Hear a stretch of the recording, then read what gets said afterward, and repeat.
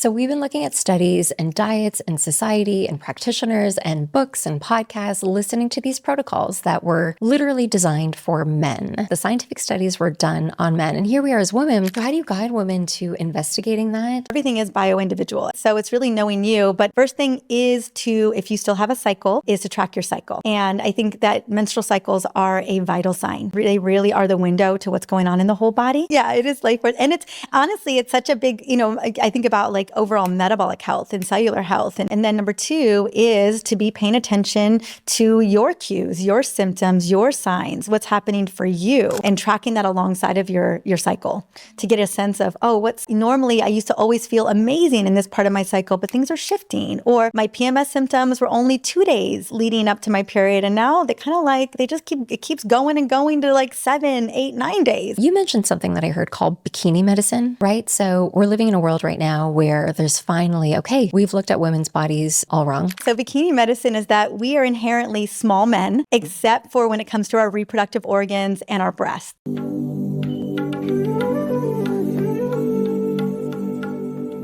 Sometimes the feeling of going to work is like I get to go with my dearest friend. I'm so excited to have you here, Dr. Mariza Snyder. Thank you for coming to Rooted in Wellness. I'm just so happy to be here. Literally, when I met you, I was like, where have you been all my life? Yeah, it was like, divine intervention. Yeah, serendipitous. Meant to be. Meant to be. All right, so to kick things off, Rooted in Wellness is all about becoming rooted in our very busy and modern world. Let's start off the show by talking about some things that help you feel really rooted in your health, in yourself, in your inner wisdom to heal. What are some practices that you have? Right out the gate in the morning, I wake up and I do a body scan. I just check in with my body. I start from the head and go all the way down and just check in with my heart, my mind, my presence. And then I do a little meditation to kind of just get grounded with my day. There's a great quote by Louise Hayes that says, how you start your morning is how you live your day, and how you live your day is how you live your life. And so there were years where my morning was chaos, controlled chaos. And but then my day was controlled chaos. Didn't we normalize control chaos too? Like for me, that was like, oh, I'm being productive. This is good. Efficiency. Totally. Your slight edge. Yeah. Until it's not, until it wears on your body over time. And so I'm very intentional about attuning to my body. And a question I love to ask myself every morning is, what would I love? What would I love? Beautiful. Other things that I love is, what would I love? In terms of rooting is cuddles with my son, connecting with my son, that oxytocin boost, but just connection. I just think friendship, family, but particularly he's such a light being, like being with him just feels so rooted. Should get our boys together. Yeah, oh, that would be so good. Yeah, it's funny that connection is the most self-regulating thing that you can possibly do. And now, the joke is that we always wait for science to validify everything, right? But now it's the 8-minute hug. First thing in the morning, like just hold for 8 minutes and take a deep breath and like just notice your physiology shift.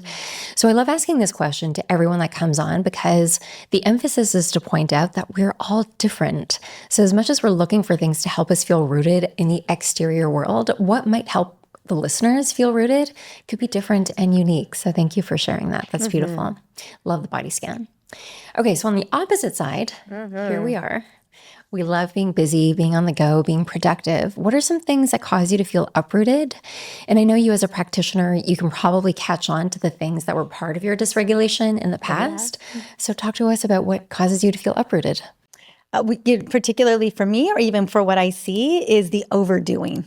We can overdo health. I remember when I was healing from what felt like chronic fatigue when I was in my early 30s, I felt like I was checking all the boxes. I was doing the yoga. I was eating the anti-inflammatory foods. But it was this checklist. And yet I was so deregulated in the doing of all the things. And I feel even in a lot of the health practices that we talk about and that we recommend, that particularly women who I get to serve, is that, we overdo extended fasting. We overdo extended workouts. We overdo. And so I think, again, not attuning to our bodies and listening to what our body really needs in the moment, that we lose our way in the doing of health. That may not be attuned to what our bodies actually need. I love that.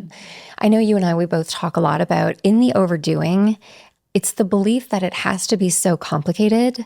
But I think that when you pull back, and I'm sure you've noticed this with your patients, it's often the most simple acts repeated with consistency over time that bring the most results, right? It's that 20% instead of the 80% sometimes.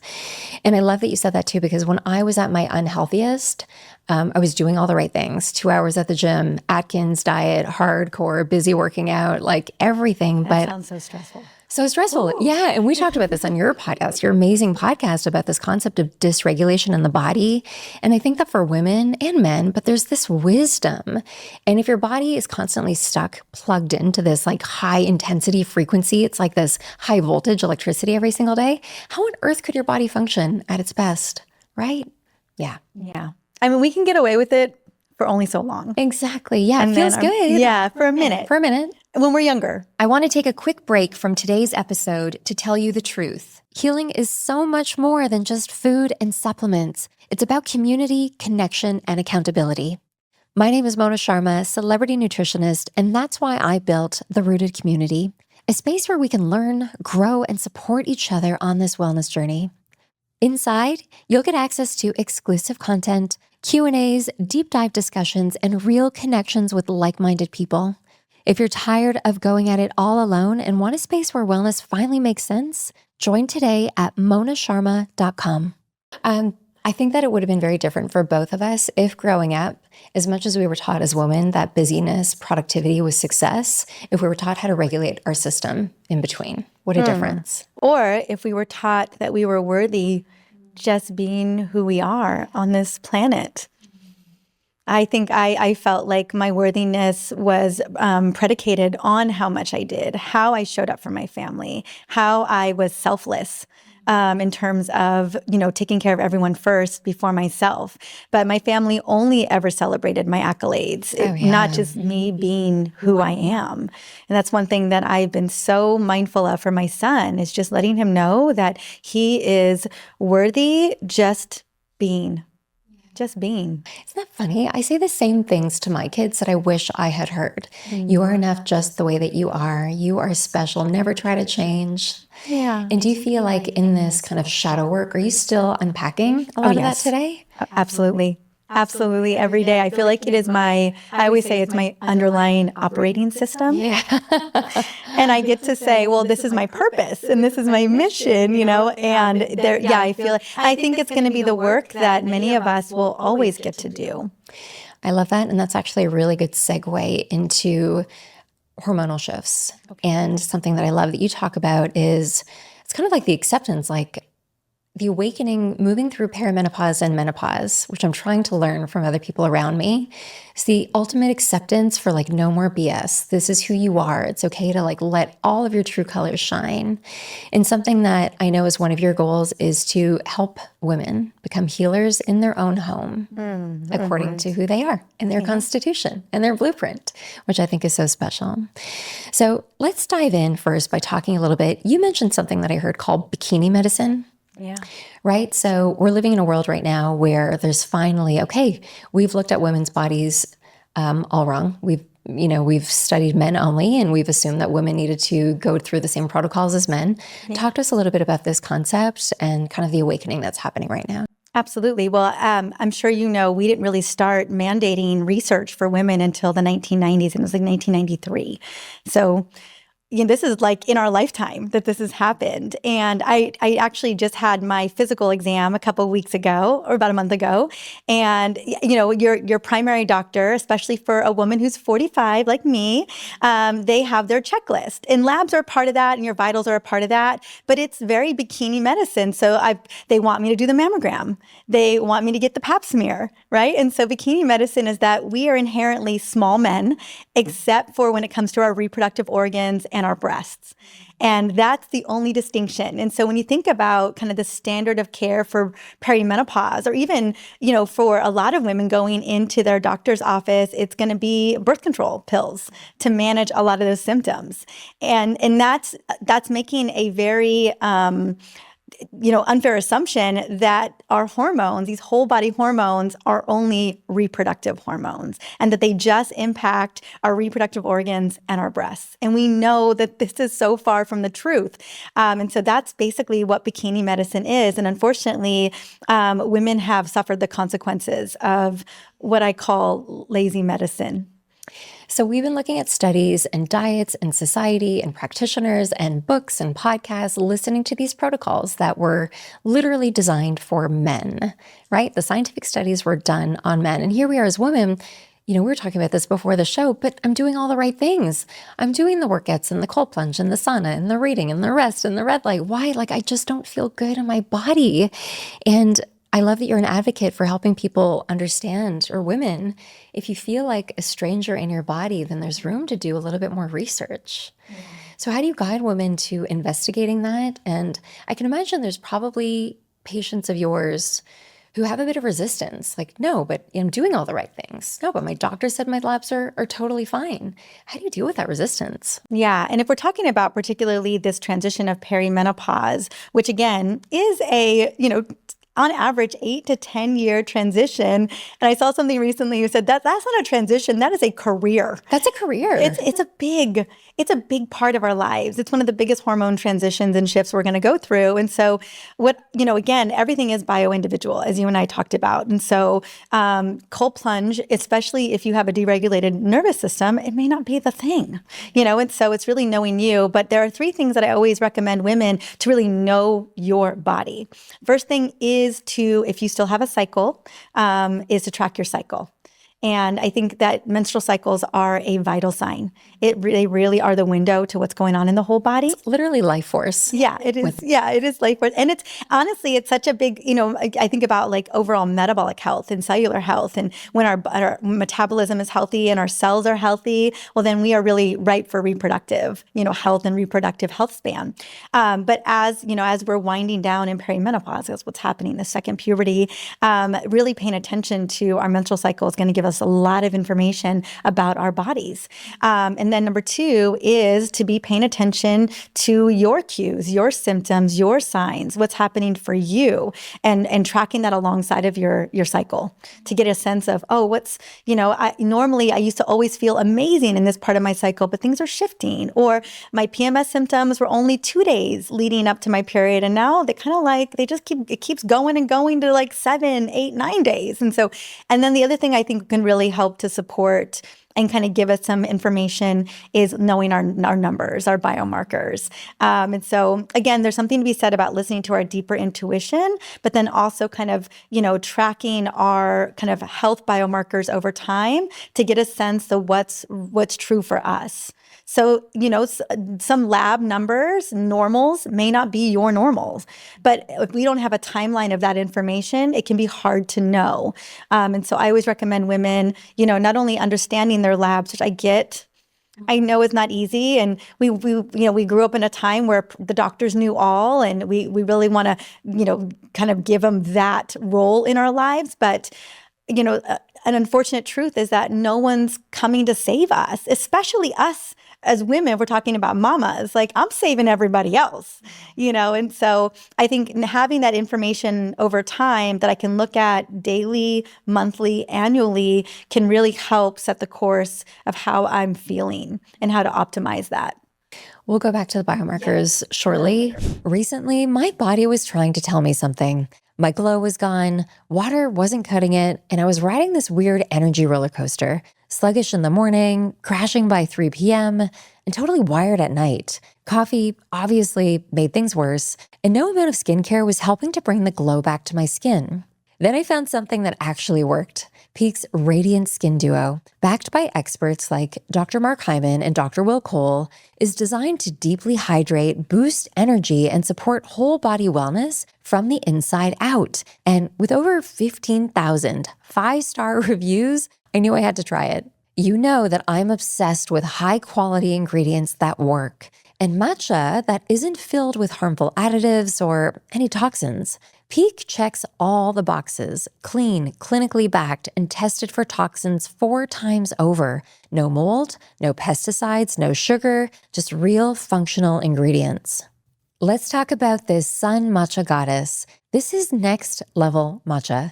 It gives me calm, focused energy without the crash. L-theanine for mental clarity, EGCG antioxidants for skin and gut health. This is the kind of energy that supports your body without draining you after. I drink it daily with warm water, sometimes some almond milk, and it seriously replaced my morning coffee ritual. Then there's the BT Fountain electrolytes. This one surprised me. I drink tons of water daily, but lately with the change in season, I'm still feeling depleted. These electrolytes actually help your cells absorb water, and they're loaded with ceramides that hydrate your skin from the inside out. Within a week, my skin looked plumper and more alive. Hydration just hit a little bit differently, and I could see and feel the results in my skin, which I am so here for. It's the kind of support that your body feels and that your skin shows. So if you're over the burnt out, bloating, or dull skin phase, and you want to try something that really nourishes you from the inside out, this is it. Peak goes above and beyond with quadruple toxin screening, meaning every ingredient is tested for heavy metals, pesticides, and mold, so it's delicious quality that you can trust. Go ahead and get 20% off with a free rechargeable frother, no batteries, and a glass breaker with my link, peaklife.com/Mona20. That's PIQUE life.com/MONA20. Seriously, your skin, your cells, and your taste buds will thank you. But I feel like a lot of it, so what I'm thinking, like if I'm putting myself in as your patient, Yes. right? I think that in the way that we hear about perimenopausal symptoms, it feels like it should just be like, oh, here, it's happening. This is it, right? But often through our hormones, they're the most subtle messages and cues from our bodies that can often be cumulative. So I'll share my story. I want to hear yours also, but finding out that I was going through perimenopause actually came through my acupuncturist, who I went to see for some shoulder issues. And he's like, oh, you have frozen shoulder. And I was like, oh, no, that can't be. It's from working out. I just twisted it the wrong way. It's frozen shoulder. He's like, you know what? I can put you on Chinese herbs. You can come back for all the acupuncture in the world. But this is one area where as a practitioner, I wouldn't be serving you if I didn't tell you that you should have started estrogen a while ago because you're going through perimenopause. Tears, like, what do you mean? And I'm sharing this story because I think if there's anyone out there like me, I resisted it. There's no rite of passage when women make these transitions, no longer having children anymore, or like, hey, I'm not going to be pregnant again. Now I'm going through perimenopause. And what I'm seeing out there in the media is the doom and the gloom. And it often, perimenopausal symptoms sounds like, when you watch a drug commercial and at the end of the commercial, the side effects, you're going to suffer from this, hair falling out, moodiness, irritability, loss of sex drive, loss of muscle, just the list goes on and on. So the doom and gloom. So I think what I'm trying to say is in the subtleties of the symptoms that you might be experiencing, maybe just come to terms with the fact that they're not normal. And if you have a doctor like you who hasn't kind of helped you unpack all of that, it's time to find the doctor that will. Yeah. And I think it's becoming the Wild West too with understanding what to do hormonally and what hormones to take. So what part of your journey kind of put you down into this path? And did you feel served by your medical community at the time also? Well, what really started me on the journey of perimenopause was watching my mom go through perimenopause. And I always say it was kind of like a nightmare unfolding. My mom really struggled. She had all the side effects, especially towards late perimenopause, really heavy bleeding, severe mood swings, brain fog, insomnia, hot flashes. I mean, the list went on. And she just really struggled. I think when, as a woman, you're doing life and you're handling all of this, you have a lot of capacity and you're used to having capacity. What I always say is you're not having to negotiate with yourself. And then in perimenopause, you kind of are having to go, you're like, whoa, like I am having a really hard time doing the things that I used to do pretty effortlessly.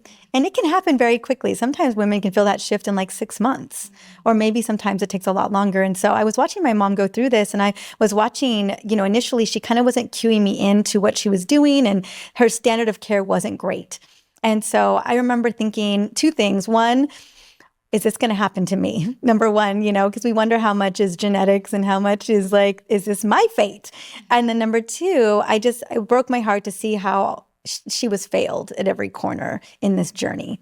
And so when I was stepping in, I went from postpartum to perimenopause. So there was really no pit stop in between. And, postpartum in its own right kind of feels a bit like peri and menopause because it's a low hormone state. And, you're not sleeping. And any mamas who've been through post, they know. And so I really didn't have much of a buffer between postpartum and peri. But I remember I was 43, about to be 44. And again, you're talking about the subtle signs. All of a sudden, I didn't have as much resilience. I noticed my stress tolerance wasn't as tolerant. I didn't have as much of it. I noticed my brain wasn't firing the way that I was used to. And I have low thyroid function, so I take thyroid medications. That was the first hormone I thought, this kind of feels like maybe my thyroid needs a little bit more support. So, it ran all the labs and did all the things and was trying to optimize that, but still was struggling. And so I was like, what? So it's so funny. I was going down so many rabbit holes. I was running all the labs. I'm like, oh, maybe I have a little bit of inflammation, or maybe it's this, and maybe I've been pushing myself too hard. And then I remember 3 months in a row, 7 days prior to my period starting, I had rage. And the first month I was like, this is interesting. Second month, I was like, oh, it's back. And the third month I was like, this is perimenopause. That's what this is. This is a hormone shift that is consistent. And that's kind of how I knew that I was in it.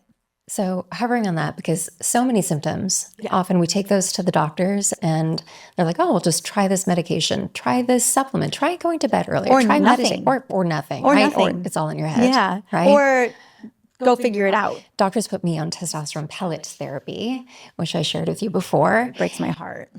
And it just put my entire system into overdrive. And it was so intense that I felt what it was like to be a man for a few days because the levels were just way too high. And it was a Band-Aid. Yeah, you can't regulate. You can't regulate. Testosterone pellets. And with a woman's body, we need things that are subtle and nourishing. And this was like rocket fuel into one direction and then rage, 0 to 100. So let's talk about what's causing those symptoms to happen. Insomnia, brain fog, weight gain, rage. Yeah. What's happening in the body? Absolutely. And so, as I mentioned, it's not bikini medicine. It's a yes and. It's whole body changes. But one of the organ systems of our body that has the most profound reorganization, and you'll see this in Dr. Mosconi's work, particularly in her book, The Menopause Brain, is that the brain is massively reorganizing.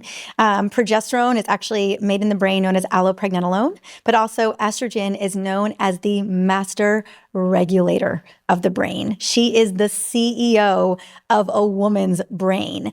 And so you can imagine going to this 8 to 10 year time where the brain is used to estrogen on the daily and is used to rhythmic estrogen that is not only, it has an estradiol peak on day 11, has another little peak on day 21. So the body's been running this cycle and rhythmic dosing of hormones for decades. And so the brain's very reliant on this. It's running glucose metabolism. It is helping in terms of being fertilizer for the brain. It's reducing inflammation. It is helping the brain to fire on all cylinders. And so as estradiol is inconsistently binding to the critical receptor sites of the brain, all of a sudden we start to feel this massive shift. And that's when we begin to feel these brain-related symptoms. And I would say 80% of peri symptoms are actually brain-related. Hot flashes, night sweats, insomnia, brain fog, depression, anxiety, low stress tolerance, all of this is brain. And so when we start to lose that estradiol signal, the brain is kind of desperately clinging to when it's going to come into play. It's kind of like dating a boyfriend who's just constantly ghosting you, and you're like, call me back, so that's what it kind of feels like. That's estradiol in the brain. And then also progesterone too is playing a big role here in how GABA production is and how GABA is binding to receptor sites. And so when we think about PMS symptoms, that's usually a decline in progesterone that's having an impact on neurotransmitters like serotonin and GABA. So we feel, again, more moody, more irritable, more lack of stress tolerance. And so, these are whole body hormones are having a profound impact, not only on the brain, but our metabolic health, our gut health. our stress response system, our cardiovascular health. I mean, everything. Our musculoskeletal system, where we see frozen shoulder and hip pain, and then also inflammation too. And so it's a yes and. I always say that perimenopause is a window of vulnerability and a window of opportunity. So we get to be discerning about what is right for our bodies. And we get to decide that our health is deserving of being the number one priority. Oh my gosh. When have we ever done that, right? Well, we are forced into it. Well, we're given a choice. In these moments, these symptoms are a calling. They're a beautiful signal to say, hey, I really need support. I really need to be nourished and loved and given the care and consideration that you've given everyone else. It's my turn. Just the irony of all that, though, too. Like, imagine as women if we were to really take this on as a badge of honor, because it makes no sense, right? Self-care in your mid-40s being the number one thing. No, you've got so many responsibilities in your career, and your family, and your loved one, your kids, your babies are growing. It's laughable. Like how self-care usually drops down here. Yeah. But I believe if self-care goes to number one, you can show up in the world for everything else, and you can tune into the symptoms from the body to help understand what you actually need. So what you're talking about then, is this neural inflammation that's happening to the brain? Yes, part of it is. Okay. A lot of the newest research is showing that perimenopause is not only a neurotransition, but a neuroinflammation state. But you think about how many of us come into midlife with a little bit of inflammation, a little bit of insulin resistance, a little bit of glucose deregulation. And the brain, you think about one of the hungriest organs of the body, really needing a lot of glucose to function, or a lot of good metabolic health. When we see estradiol begin to dip or inconsistently binding to receptor sites of the brain, all of a sudden we see an increase in inflammation in the brain, but in other parts of the body as well. And so can this be mediated and mitigated? Absolutely. But there just needs to be an awareness. And so that's why I think there's so much, it's having its moment, is that there deserves to be an awareness. It's not just aging. Aging's happening at the same time. We're running in tandem. So we have hormones that are declining and we have aging happening. But inflammation is really at the root of a lot of what's going on. Couldn't agree more with that. And here's where, let's talk about where to have her then. So if you're meeting with a new patient, she comes to you and, Dr. Mariza, I have gut inflammation. My bowel movements are completely different. I have way more anxiety. I have poor sleep. My hair is falling out. My triglyceride scores, my insulin is just looking completely different than ever before in my labs. And I'm doing all the right things on paper. What's going on? Where do you start? Well, I would start with, I'd run a full lab panel. I would really love to understand what is going on. And I would, when I think about, let's say, reading the tea leaves, you've got let's say it's a woman particularly. I want to look at labs just to see if there's anything I'm missing or any gaps that I need to fill in that I don't see or don't know. Two, I want to really understand the symptoms and the history, but then I also want to understand, what are the goals? What's the desires? And I take all of that into account. And then start looking at the day-to-day, what's really going on? Are we rushing our meals? Are we living a predominantly sedentary life? Is stress really the driver of so much of what's going on? And so I really want to get into the nitty-gritty of what's happening, because if, again, yes, gut is the center of a lot of our health, our healing.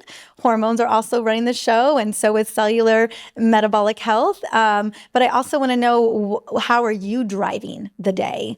Because again, I think about hormones in particular as being, they're doing the best they can with what they got in the moment that they're in. They're really being driven by you in a lot of ways. And so that would be the first step, is kind of looking at all of those pieces and then really doing a deep dive into how she's living her life or how they're living their life and going from there. But nutrition is always a big piece. Circadian rhythm optimization is a big part of this. Self-care is huge. Supporting the gut and through nutrition and supplementation. And if a deeper gut healing protocol is necessary, then we'll go down that road. But yeah, I would be looking at thyroid for hair loss. There's just so many pieces there that I would be looking at. But ultimately, how are you living your life is what I'm most interested in. There's two things that I'm going to take away from that I think are so key. So the first one, understanding your biology. It sounds like this is something that you do with all of your patients. With I think this is the coolest thing about modern medicine today is like the data that we can get based on your physiology. But what I'm hearing too is no matter what your symptoms are, maybe you decide what are the 2, 3, 4 things that are really causing me the most suffering. And that's probably an area for you to really own in on, or like just zone in terms of creating a protocol for them. And you talked about, so gut, neural inflammation, vagus nerve, nervous system, and stuff like that. Isn't stress something that depletes our progesterone over time? Stress depletes everything over time. Stress deregulates your blood sugar. Stress depletes your nutrients. Stress pokes holes in your gut. Stress, get with a list. The stress will throw your cycle off. I always say, the kind of consistently our worst cycles will be January of every year because of the stress of the holidays. We were right? just talking about the first quarter of the year. Yeah, exactly. You're like, whoo, goodness. And so I find, if there was an underpinning driver, the most insidious kind of silent killer or driver of inflammation is always going to be stress. So that's why I always want to look at that. And so when women come to me, so a lot of the things I hear from women will say, well, I want you to know that I'm not lazy. I want you to know that I have been doing everything. I want you to know, I what I see in the labs and in the history is how poorly deregulated she is, trying to do all the things and driven by beliefs, driven by a lack of worthiness. And so I'm like, okay, a part of this journey is going to be deeper work. A part of this journey is the pause, My giving you a to-do list of more things isn't going to help you, re-regulate your nervous system. And so it's always a part of the protocol. It's like, how can we integrate breath work? How can we integrate walks outside in nature? How can we integrate maybe therapy, maybe internal family systems, getting to the root of some of those beliefs that are driving behavior? Part of the journey is the pause. We need to make that go viral. It is. Have you ever been able to take a nap to rest prior to doing this work? Were you ever that person? No. I was the girl. I was the woman who timed everything. I timed everything. I timed how quickly I could pump gas. I timed how quickly I could go to the bathroom. I timed how quickly I could take a shower, and I would improve on those times. I could tell you how quickly I can get to the beach from my house right now. And I could tell you that I have about a minute buffer, so like I can get from my house to the beach and back to my home in 18 minutes. And sometimes, like just to get to see the ocean and the surfers out there and to get to walk to the beach and home, I'll take that 18 minutes. But there are definitely days where I deserve to luxuriate in that walk and watch the surfers for 10 minutes, And so you and I are going to be great friends because we have the same history. I would take so much pride in my schedule, right? And then we have the external world validating, flow state, use every second, be productive every second of every hour, get more done. And noticing that was probably the biggest detriment to me feeling even more stress. Keep it on the timeline. Keep it on the timeline. Yeah. But it was that feeling in my body that it feels addictive. It's so addictive. I used to say it was my slight edge. That's what I called it. I didn't know I was stealing from myself the whole time. I didn't know that I was upregulating adrenaline and norepinephrine and even cortisol to kick into gear to get there first. I would find myself doing something leisurely, like going to the park, but I would want to rush to get there. Or gosh forbid I don't get there, and I'm like, I'm just going to relax, but I have to be there by a certain time. Like I just felt like I was always, rushing women syndrome. Oh, totally. Yeah. Yeah. I was what's next? Okay, what's next? We did what's this. What's next? Yeah, future facing. And I was like, oh gosh, please don't let me do this to my son.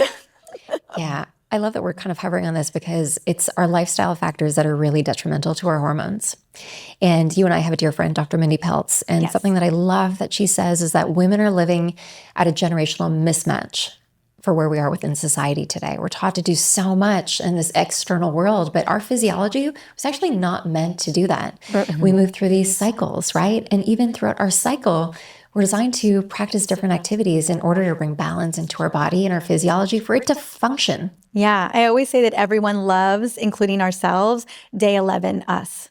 Everybody wants day 11 us, right? We're vivacious, energized, high estradiol peak, right? We are, loving, nurturing, more intimacy. We're just kind of at our highest high. Our brain is firing, right? That our brain's like, yay, I'm flushed with estradiol. But then no one, how many times have we beat ourselves up where we're a day 26 us or day 27 us and never gave ourselves permission to just go inward and to be with ourselves, not push the hard workout, not push the big intermittent fasting, whatever that looks like. And I remember I would just be so mad at myself, right, leading up to my period because I couldn't do the heavy workout. And not that I still didn't do it. I pushed through it, but I was like, man, you kind of sucked at that. And I had no idea. No one had taught me that this was a time to just, listen to my body. My body's like, can we not do this? Why do we have to do this today? Can we just go for a walk? Can we just slow it down? And you're like, no, this is the only path, And so it breaks my heart how much we've beat ourselves into submission and just beat our bodies up, trying to meet the demands of what health is supposed to be or how we're supposed to look. And it's been so damaging to our bodies. That just feels so good to hear you say, because I think the message for women is, what if we could just have radical acceptance for where we are today and the things that our body needs today, not tomorrow, not based on a timeline of things that have to get done. And if we normalize that in society, the shift that could happen for women, not only in productivity, but in happiness also and ease. So on that note, can we talk about some of the beautiful things that happen? I love being around our friends who are in their 50s and 60s and beyond, those women who are saying, just wait, it's coming. So can you talk a little bit about the intuition, the creativity, what happens when we tune into the wisdom of our body and this intelligence that's within us? Absolutely. I think we get to be discerning, which is so nice. We get to decide what we want to put our energy towards. I think the sooner we can learn discernment about if it's not a full body yes, it's a full body no. The earlier we get to learn that, the better. Boundaries. How often were we just boundaryless, or we grew up in boundaryless families, and we get to an age where we're just like, no. I have boundaries that I'm setting. I think that becomes just such a big superpower. And then, connection, soul sisterhood, just really having those deep relationships, I think becomes so big. And then trusting ourselves in our wisdom. And just knowing, I feel good, I feel comfortable in knowing me and knowing what I want and trusting myself in those decisions. So I think that is the ultimate North Compass, is that your trusting yourself is always going to lead the way. So you keep putting your hand over your heart, speaking. I wanted, in case people are listening instead of watching, and what you're making me think of is all of those gifts. So your intuition, setting boundaries, coming into your body. What I talk about in my world is moving from the critic brain or the judge brain into your heart, right? The emotional body. And it's almost like, well, if you were in your emotional body, then you would awaken those pathways anyways of creativity and wisdom, because when there's no judgment, there's the freedom to just be. Right? Do you have a heart practice every day? You said a body scan first thing in the morning. Is that something that you recommend to your clients? I don't know if you've done heart math. Yeah. Oh, I love heart math. And I love, I even track heart rate variability, but I also, I think that's the first step in my everyday morning practice is my heart. I have basically a heart meditation that I do, just kind of come through. And that's why I love that question of what would I love? How often are we asking ourselves, what would I love? What would my love come through be, or what would feel good, versus, what do I have to do, or what do I, it's a different come through, and man, it just shifts everything to me. But also when we come from our heart, the judgment fades away, our inner critic or even outer critic towards others tends to just melt away as well. And I think when we're able to lead with love and lead from our heart, everything softens. Our conversations, all of it. Can you imagine going to your doctor's office and in the waiting room, you do a heart coherence meditation, before you go in to see your doctor, which means that you kind of come into your power, your superpower, or wisdom, or kind of just like holding your own ground before you go in to speak to somebody who's going to dictate at you, right? I just think that there's so much power in that. So thank you for talking about that. So when our clients do go to the doctor, Yeah. I work with so many people, and it's funny. I put a survey out to my community, talking to them about something that they want to know more of. And I kid you not, probably like dozens of answers saying, I'm doing all the right things. My doctor won't check certain labs. My doctor says that this is the way that it is when I'm in my 40s or 50s, and just to accept it. It's like women are still suffering despite the education that's out there. So let's do part one. What are the specific labs or biomarkers that you tell your clients to look for? And I'm going to go ahead and preface this with, if your doctor will not run these labs, you better find a doctor who's your partner in healing. Yeah. Well, the beautiful thing is today there's so many direct to consumer lab companies too. You still want someone to help you interpret those, but you really can go and get your labs ran, which is so nice. So I'm so grateful. And then we also live in a time of bioobservability. You may laugh. I've got a Whoop on. Yeah. I've got a continuous glucose monitor on right now. I've got both. I'm putting mine on tomorrow. And I think, okay, it's a yes and in terms of I listen to my body. And I like the data. Sleep for me will make or break me.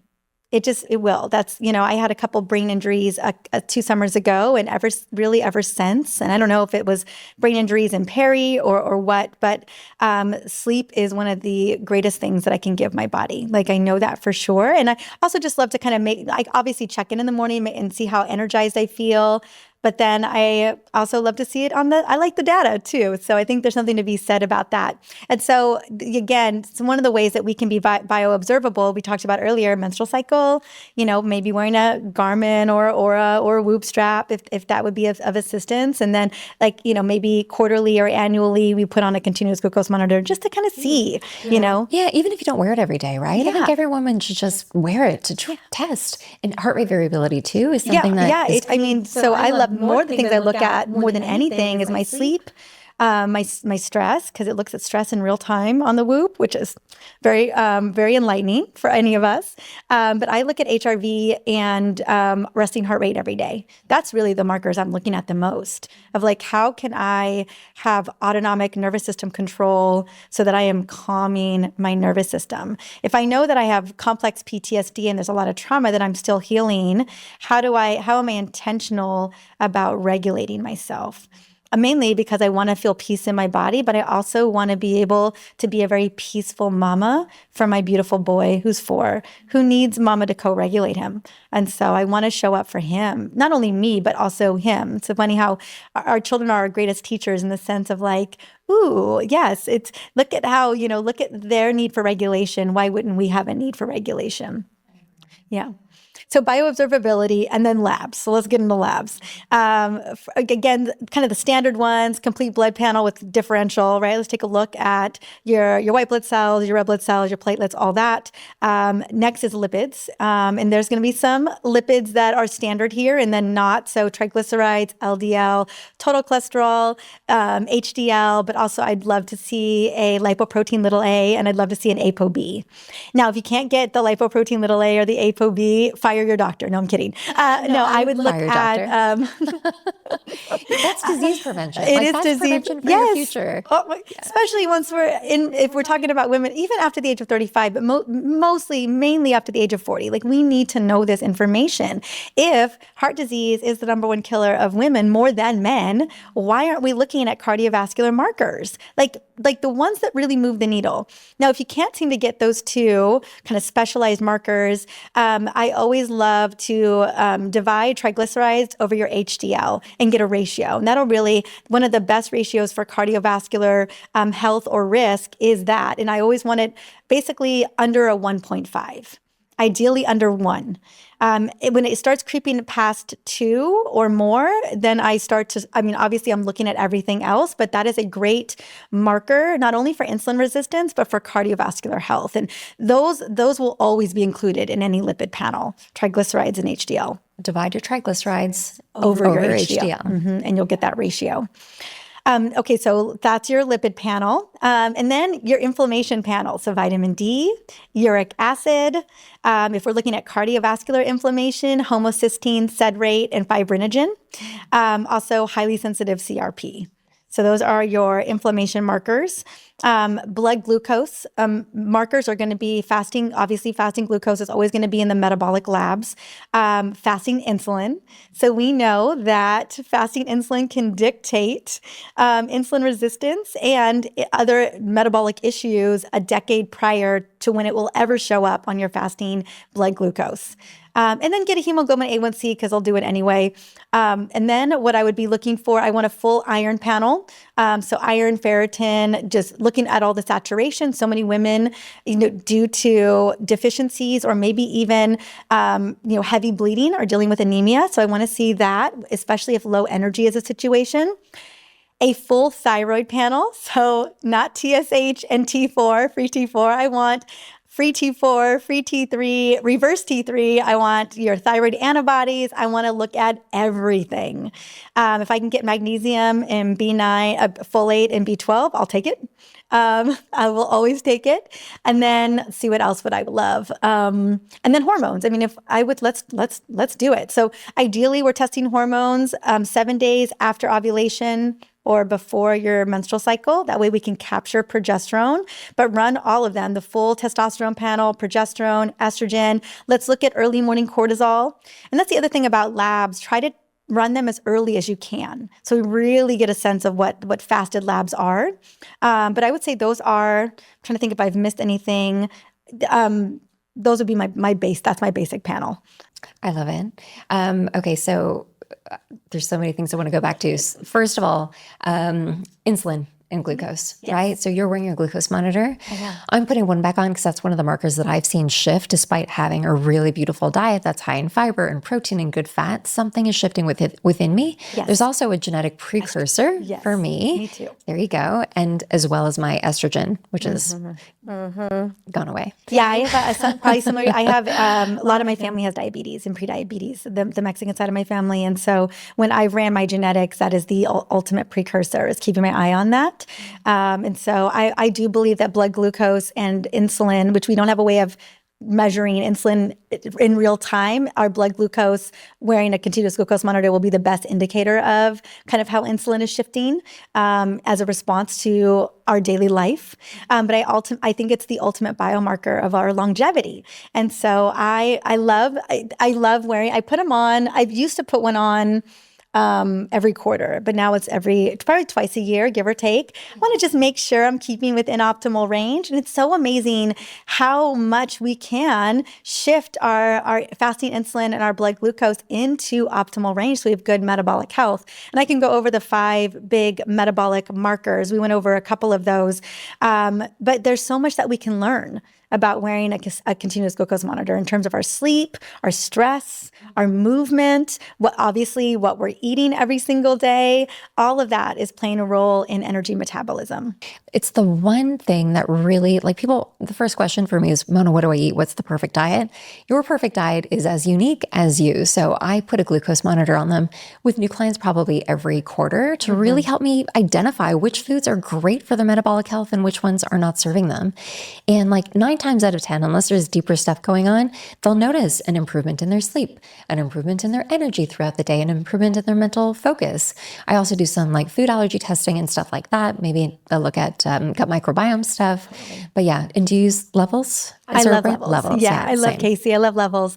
That's one of the first things I do as well. I think if I can optimize metabolic health, cellular energy, we are winning the game because everything is driven by cellular energy and mitochondrial energy production. So if I can get that under control and manage the stress piece, we are winning.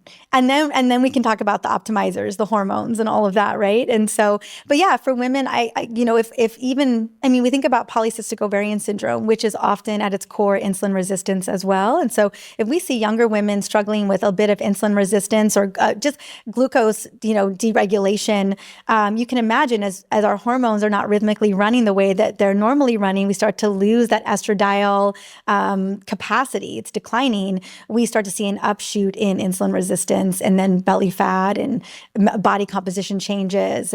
And no woman wants that. We can handle the mood swings and a lot of the things when we start to see the weight gain come on because we start to lose our a little bit of our metabolic resilience due to loss of muscle, insulin resistance, declining hormones. We're like, okay, hard stop.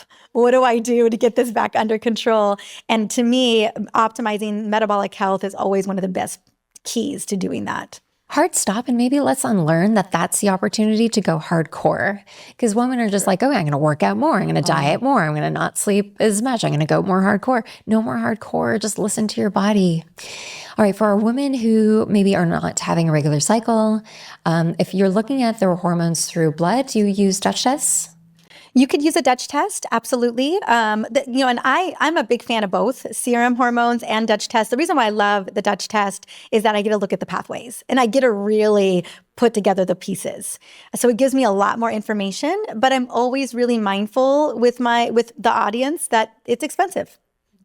And so can you mostly go to you bring your list of labs you want to your general practitioner and see what you can get, especially if you are in your 40s. Majority of what I asked for, I suggested, they will run. And if you can make a case, like especially with your symptoms, that could dictate those labs running. But yes, as a functional doctor and you're working with me personally and we've got some financial wherewithal, like I'm running the Dutch test. Yeah. And I'll say too, the Dutch test, which I love, it's like it's uncovering, the secret to Fort Knox. It's impossible to read as a practitioner. Not all doctors know how to read them or decipher them or make a protocol based on it. So you need to find the right doctor. There's a company called EndoAccess. Have you heard of them? I'm going to send you details. So they basically created a system on the back end where your entire Dutch test just goes through and it creates a protocol to help you understand all of your unique pathways and your deficiencies so that you know what to do after that. So yeah. I love that. I love that so much. Yeah. So you mentioned when we're thinking about these deficiencies within our body, another one that women experience moving into perimenopause is estrogen dominance. I want to take a quick break from today's episode to ask if you know that stress doesn't just feel different for everyone. It affects your body in unique ways based on your hormones, your genetics, and your nervous system. Some people burn out quickly, while others store stress as inflammation, weight gain, or anxiety. My name is Mona Sharma, celebrity nutritionist, and that's why I created the Stress Personality Quiz, a quick, science-backed tool to help you understand your stress type and learn how to manage it effectively.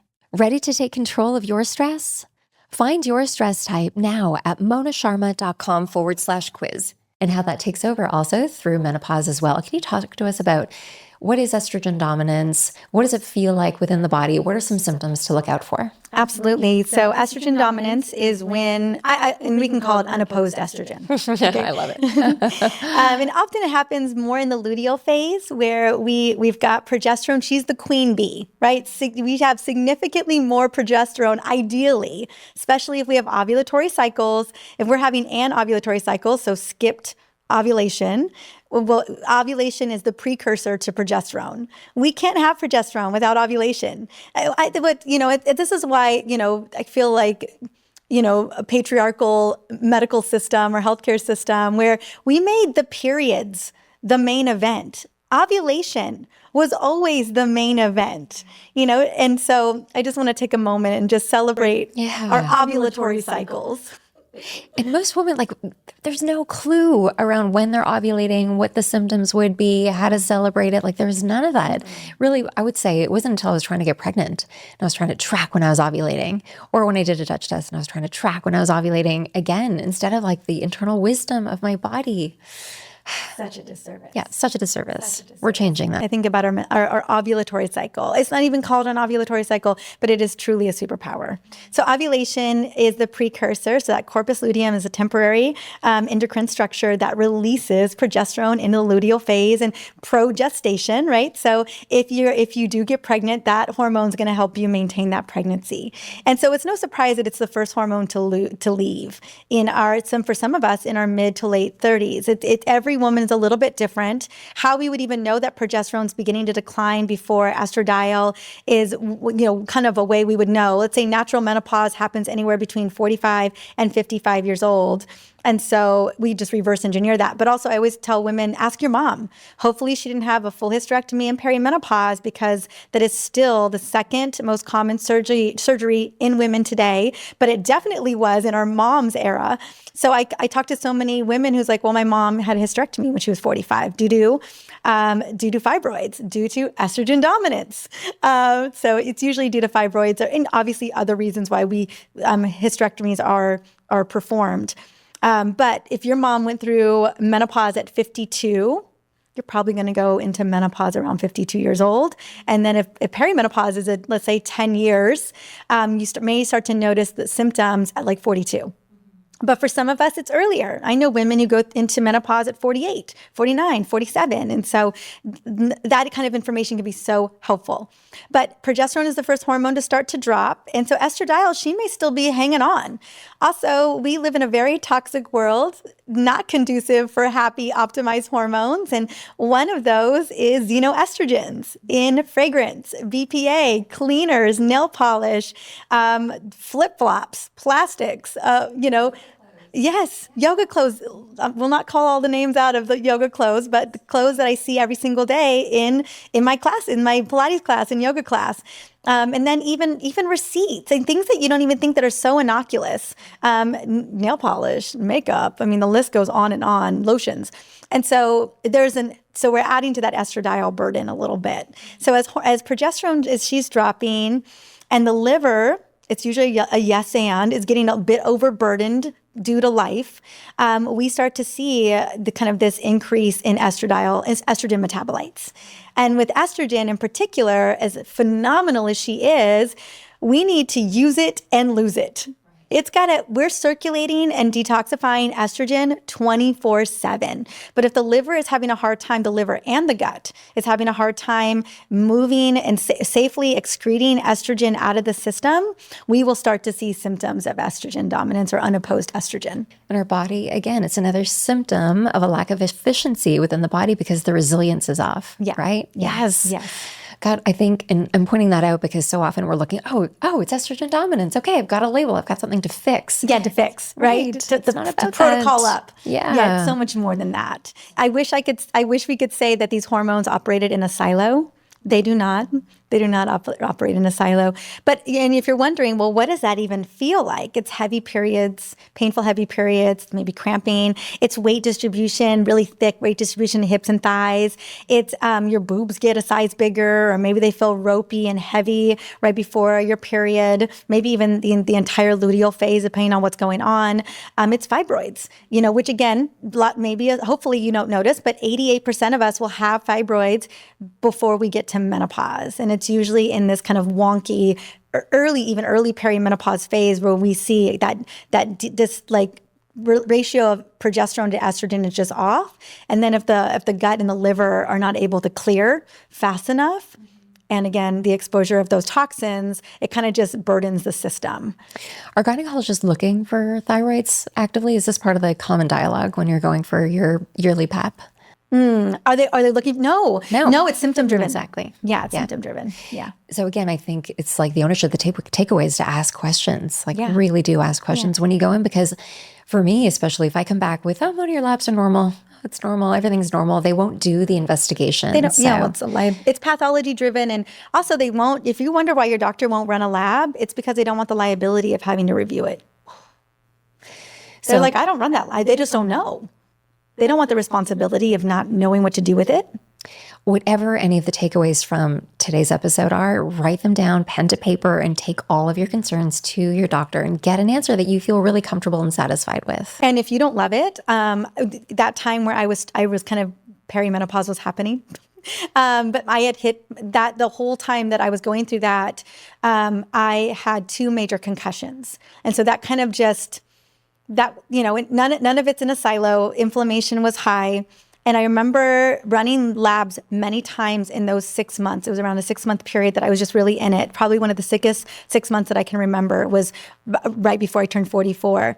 My son was 2.5 years old, and I remember going back to because we have really great insurance. And I'm like, if I can run my labs, in the insurance system, rather me paying for them out of pocket, I will. If you can. If not, I took it out of pocket as well. And I can order my own labs. But again, might as well insurance do what it does. I remember going in and asking for a number of labs, again, for inflammation. And I wanted to see my iron profile, my thyroid. I was just staying really on top of it. And she looked at me dead in the face and she said, you've been dealing with this a lot of this year and you don't still know what it is. She's like, basically she was putting the blame on me for not figuring. I'm like, that is why I'm here. I don't need you to look at my labs. I don't need you to interpret my labs. I don't need you to just run them. I'm asking you to run these and I'm not trying to get anything from you. And I just couldn't, I was just sitting there just so dumbstruck. I didn't expect anything from her. I knew she couldn't figure this out.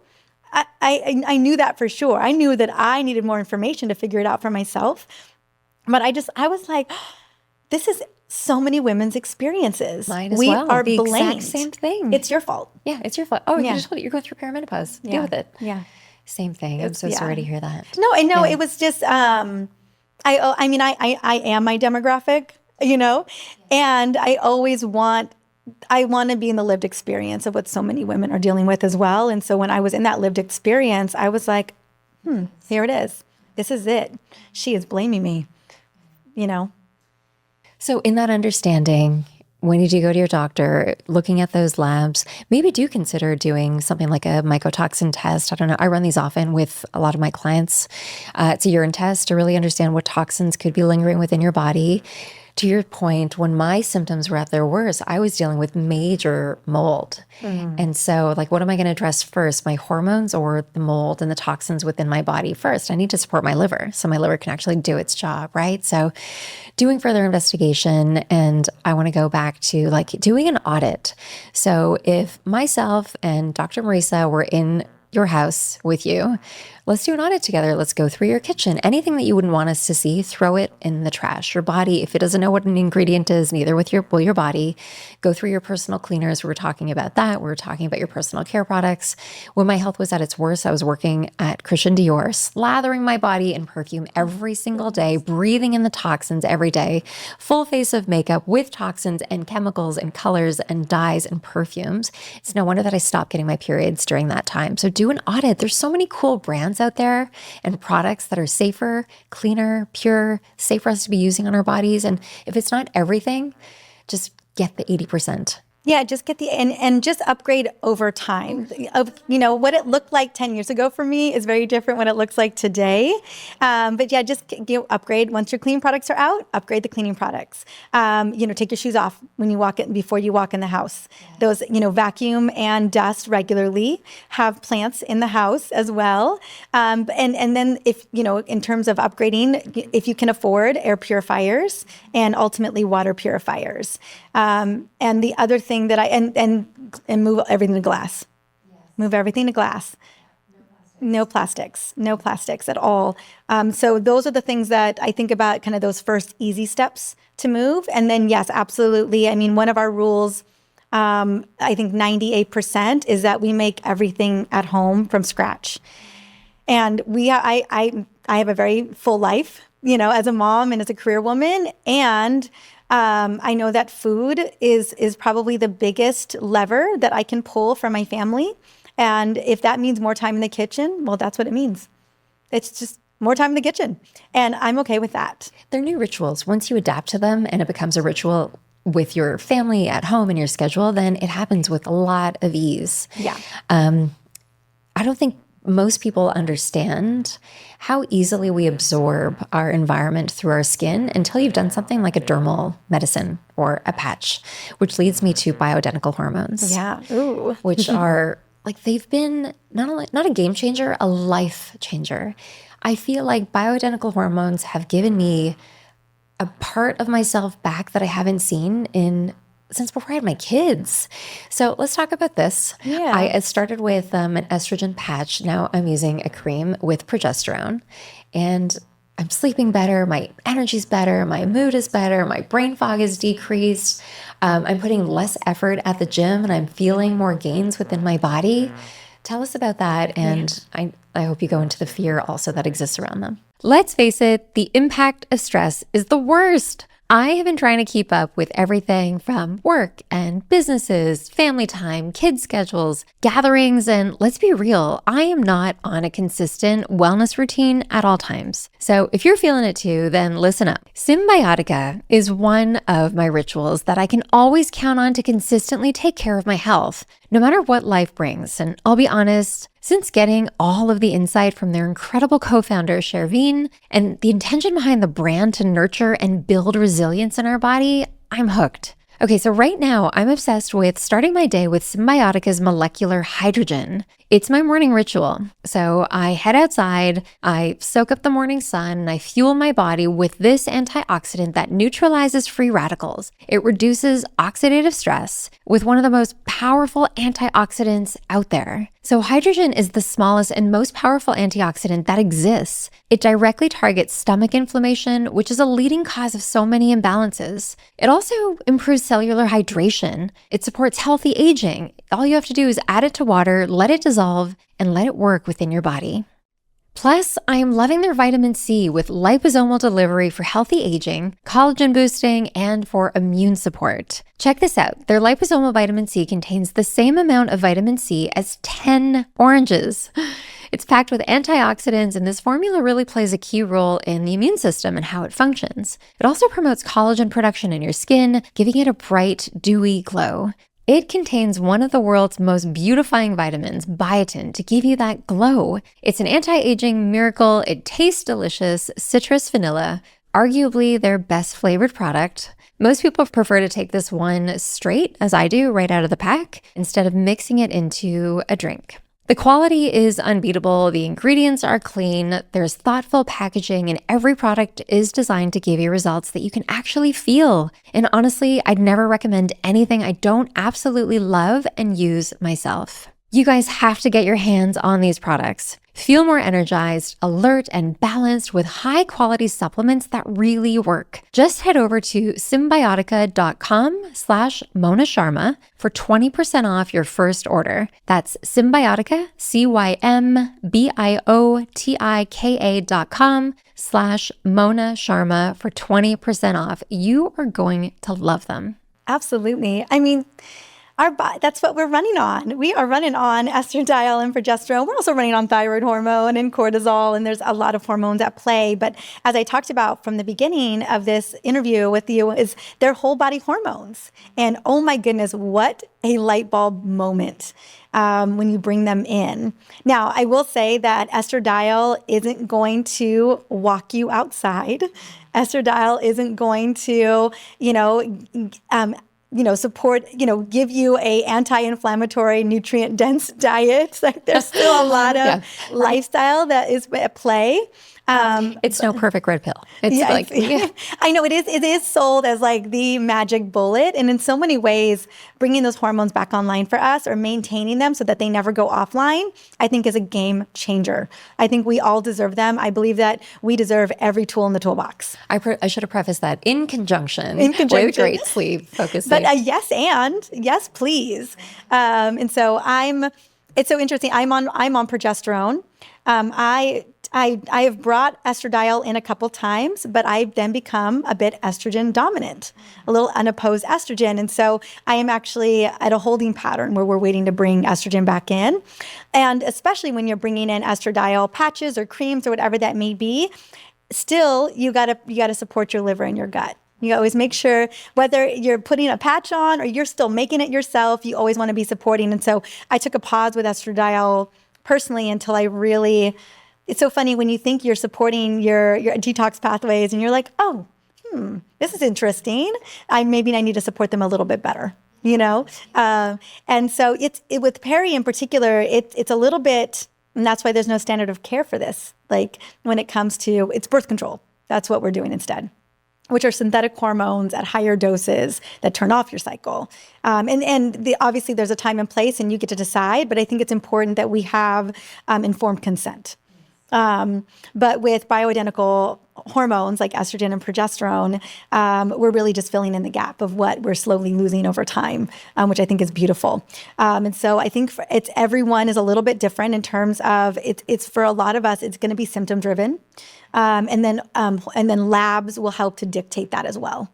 But just know that symptoms are really going to be dictating when is the good time for you to start. For some of us, it's going to be 42. Some of us going to be 45. Some of us could be all the way to 49, 48. And so working with a practitioner who really understands hormones is going to be mission critical here, but that also is really open to being on the journey with you the whole time. It's not a set it and forget it solution. Like, it's going to need to be titrated and kind of optimized for your body. And life circumstances happen where it may need to be titrated again. So again, listening to your body, that's why I said track your cycle, track your symptoms, look at those labs. And then based on that, the protocol will be created to kind of really help you just ease through this transition with grace. This is really where I'm excited now there's all of this awareness around women's hormones and the research that's also coming out around bioidenticals and longevity in cancer prevention. Yes, or cardiovascular prevention, dementia it. prevention, bone loss prevention, general urinary syndrome prevention. I mean, the list is long. Insulin resistance prevention, potentially. I mean, again, you can't drink Frappuccinos all day and then put on a estradiol patch and it fixes everything. It's a yes and. But yeah, and so I say once you get on them as soon as it's viable or it's for you. And again, that can really range in the perimenopause journey, and then ride them till the wheels fall off. Yeah, and I'm hearing, this really needs to come with a disclaimer that every woman is different. There's no cookie cutter hormone. No. You start at this age and this is what you take and that's the formula for you because it should be different. So finding a doctor, again, who's really going to help you in the journey, I think is so important. And I hope we find so many more of them. I love that women are just having a voice in this area right now. Yeah. All right, we covered food, we covered toxins, we talked about sleep, we talked about metabolic health. You and I love moving our bodies as part of our prescriptive health. And I get this, lift heavy, but I also think that it's about honoring your constitution and different types of movement. So are you prescriptive in this area for women? No, I am not. I think resistance training is helpful in terms of muscle and bone protection, but kind of where I'm landing right now is move as much as possible whenever possible. But any kind of movement, honestly, whether it's walking or it's Pilates or it's dancing, but particularly around metabolic aliveness, what I have found optimizes your metabolic labs more than anything is movement. And movement that's punctuated throughout the day. I grew up with the myth that as long as you did the one workout, you were done. Remember the 20-minute workouts? Yeah. You're done. Day. Yeah. I love 20-minute workouts too. But I think, doing 10 squats every 45 minutes is more beneficial than that only 30-minute walk in the morning. And so I'm just a big proponent of being physically active, just moving your body as much as possible. Movement is life.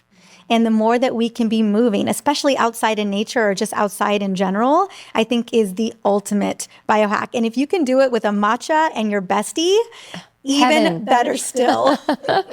Yeah, I say it's just like your nutrition, but diversity is just key. Variety and diversity. Mm-hmm. Just move your body in different ways. And I remember yoga teachers saying there's no need to lift heavy. And there's this thing with women, like, I need to lift heavy. I think it's so important. You and I have talked about our mothers and their health. But also, I've had the most fit, buff men in their 40s, 50s, and 60s in some yoga poses, and they're shaking. Like, they're shaking holding these poses. So there's a lot of power in the subtle movements also. Absolutely. Yeah, and there's a lot of power in, if you don't have time for a 15-minute workout or a 45-minute workout or whatever that may be, like, your life is so full. I used to think that there wasn't value in a little 5-minute here, a little 3-minute there, and there is way more value than we ever imagined, even better value than the big big workout. Like if you do that big, let's say HIIT workout or, strength training workout, but then you sit for 6 hours, it's discounted in a lot of ways. And so I'm a big fan. I love exercise snacks. Yeah. Yes, I love that too. I'll walk stairs for 3 minutes. I'll do jump squats with my son in the kitchen. I build in these little exercise snacks throughout the day. So if I can't, like today, I was in the car super early for this, and I didn't do the workout early this morning. And so when I get home later tonight, I'm just going to be punctuating movement throughout my afternoon and evening, and it's a win. Exercise snacks. Yes, I love that term. Do you have a rebounder? I do. Yes. And that's, again, 3 minutes on the rebounder. You got it. That's what I do in And then between get back into calls. the meeting. 5 minutes outside, walking outside for 5 minutes. Yeah. Maybe send a voice memo to a bestie and then back at it. Like I love to punctuate my day, with as much movement as possible. And the one big thing I've walked away with that, no pun intended, is that I feel more energized. Especially, you stare at a computer too long and your brain's just like, it's like you can't even read the words on the screen anymore. And so your body's like, can we get up? Can we do a little something? Yeah. And so that to me is movement throughout the day. And if you can get outside, even better still. There's so much incredible things that happen when you just trust your body. Sometimes a 20-minute workout is even more impactful than being in a 60-minute hardcore class. 20 minutes all day. Yeah, absolutely. And then just especially with movement. Haji's. Yeah, I mean, if you've got an autoimmune condition or you're easy, like you have had a deregulated stress response system, overtraining is not it. You will burn out so quick. And so I always tell women 20 to 30 minutes, you can get so much done in 20 to 30 minutes. That may be your big main workout, and then just build out mini movements throughout the day for the rest of the day. And most importantly, if there was ever a time to move, it is after meals. Gentle movement, walking stairs after a meal. I mean, I have seen this time and time again, looking at continuous glucose graphs. I've looked at so many graphs, and it's amazing how quickly you can get your blood sugar back into range. Make it a ritual with your family. Yeah. Like before you put the dishes away, Connection. go for a walk. Yeah. I love it. You'll be honoring your mitochondria and your circadian rhythm at night too. There's so many benefits to moving. And supporting your digestive system, helping to calm your emotional well-being. And there's so many, and getting to spend time with your family instead of in front of a TV or whatever. I mean, that connection is invaluable. Love it. All right. I could talk to you for hours and hours. We're going to close things up with some rapid fire questions. Oh, yay. Okay. Okay. So what is the best thing that we can do for hot flashes? Estrogen. Noted. What's the best thing that we can do if we struggle with weight loss? I would say balance your blood sugar, balance your insulin, and move your body. What's the best thing that we can do for low energy?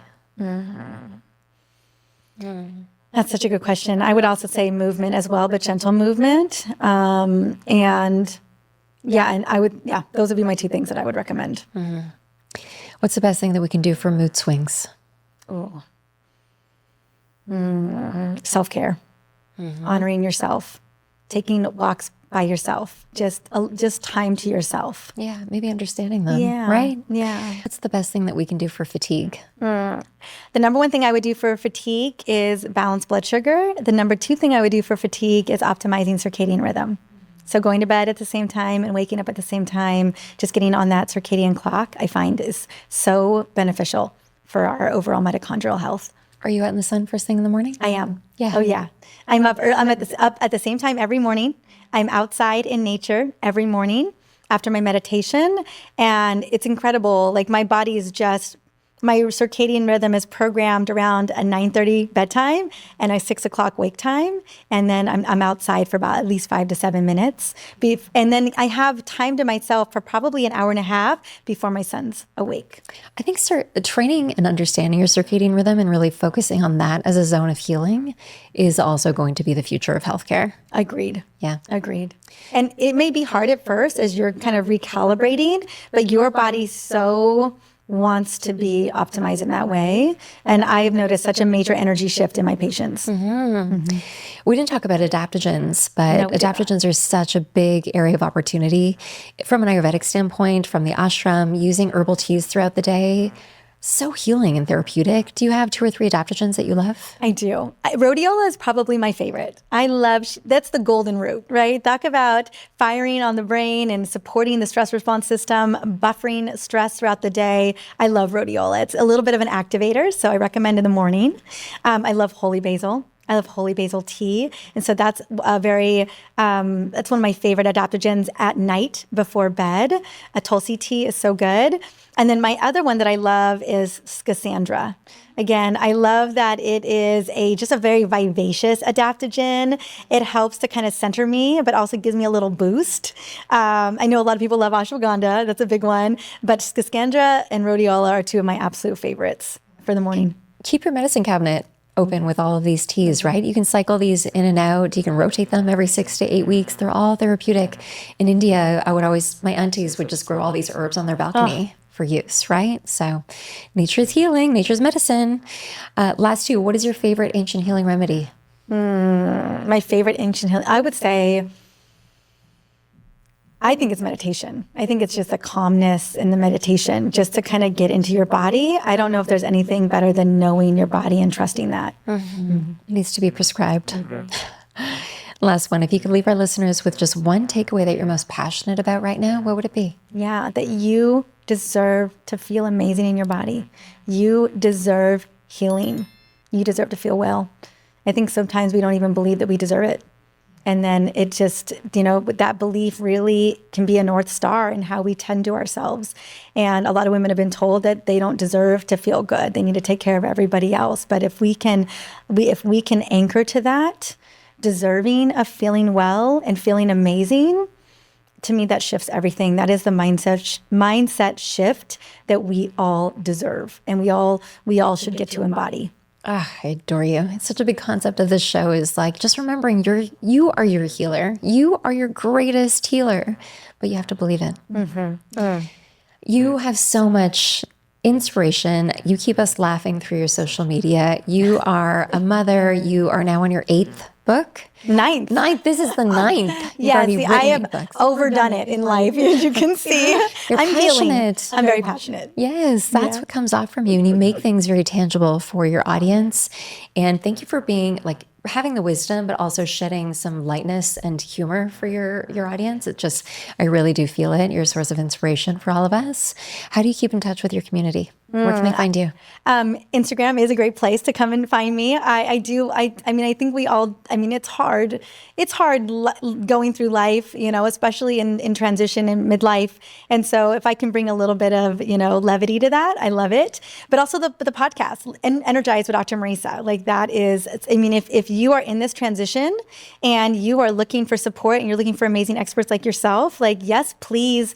I want women to feel so supported, so held, and to feel like, okay, I have got the recommendations and the solutions at my fingertips, so I can decide what are my non-negotiables. And I know how to have an educated conversation with my doctor so that we are on the same team. That's what the show's all about. Beautiful.